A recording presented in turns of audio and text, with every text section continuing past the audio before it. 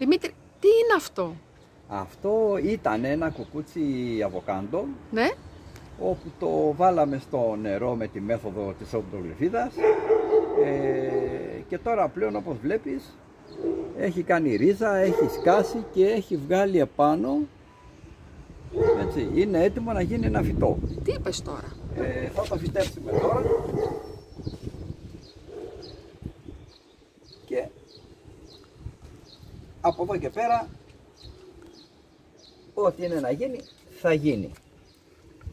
Λοιπόν,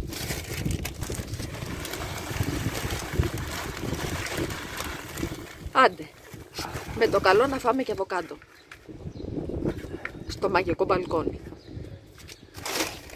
δεν μας θα φτάσει το χώμα, θα πρέπει να πάρουμε μια σακολίτσα ακόμα, να το συμπληρώσουμε, να γεμίσουμε τη γλάστρα δηλαδή, αλλά για να γίνει μεταφύτευση